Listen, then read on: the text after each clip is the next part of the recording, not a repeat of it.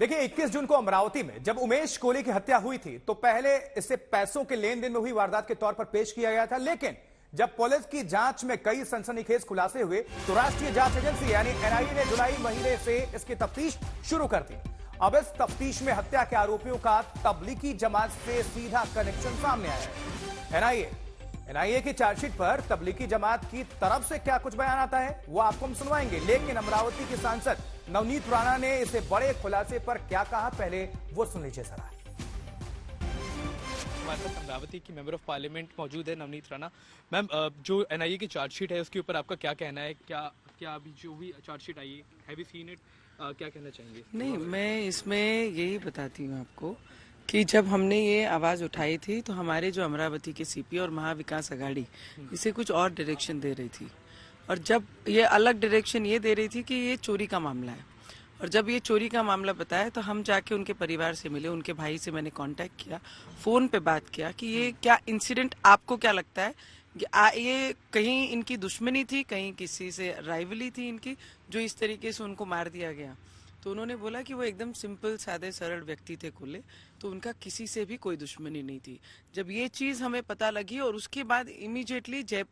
उदयपुर में जो टेलर के मार दिया गया, जब वो इंसिडेंट इतनी स्पीडली बाहर आया, तब जाके फिर मैं अमरावती में उनके परिवार से मिली, और इमीडिएट जब मैंने उनसे बात करने के बाद इमीडिएट गृह मंत्री हमारे अमित शाह जी को ये निवेदन किया कि स्टेट गवर्नमेंट इसको अपने मार्ग से भटकाने की कोशिश कर रही है। उसके बाद जब जैसी जांच होने लगी तो 1 बाय 1 वो क्रिमिनल पकड़े जाने लगे। मुझे लगता है ये सब प्यादे हैं, पर इनका जो प्रमुख है, जो ये देश में उनके माध्यम से जो काम कर रहे हैं, उनका ब्रेन वॉश करते हैं, ब्रेन वॉश करके ये हत्याकांड को अंजाम देते हैं। सिर्फ नुपुर शर्मा की एक पोस्ट वायरल करने पे इतना बड़ा क्राइम करके किसी की व्यक्ति की जान लेना, तो मुझे लगता है ये जितने भी एक्यूज पकड़े गए हैं, इनको कड़क से कड़क कार्रवाई होनी चाहिए, इनको सीधा फांसी होनी चाहिए कि आगे कोई भी ऐसा विचार अपने सपने में भी नहीं ला सके। फंडामेंटल बेसिस इसकी अगर बात की जाए, अगर ये ब्रेन वॉशिंग की आप बात कह रही है, उसको रोकने के लिए क्या किया जाना चाहिए? क्योंकि एनआईए की चार्जशीट में कहा गया कि तबलीगी जमात के कुछ